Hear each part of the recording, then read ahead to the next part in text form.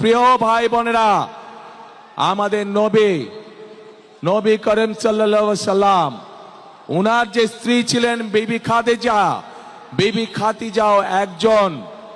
বিবি খাদিজাও ছিলেন একজন কর্মমুখী মহিলা। উনি ছিলেন একজন মহিলা ব্যবসায়ী।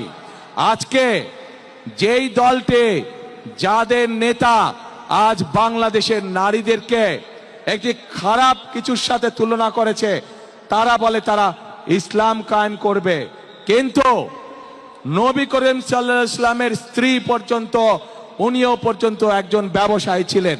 তাহলে আজকে কোথায় গিয়ে দাঁড়ালো বাংলাদেশের নারী সমাজ, তথা তাবৎ পৃথিবীর নারী সমাজকে কিভাবে অপমান করা হলো? যে দলটি নির্বাচনের আগে দেশের অর্ধেক জনগোষ্ঠীকে ঘরের মধ্যে বন্দী করতে চায়, যে দলটি নির্বাচনের আগে দেশের অর্ধেক জনগোষ্ঠীকে অসম্মানজনকভাবে কথা বলে, তাহলে আপনাদের কাছে আমার প্রশ্ন, আজকে নির্বাচনে যদি তারা কোনোভাবে সুযোগ পায়, নির্বাচন পরবর্তী সময়, তাহলে তাদের আচরণ কি হতে পারে?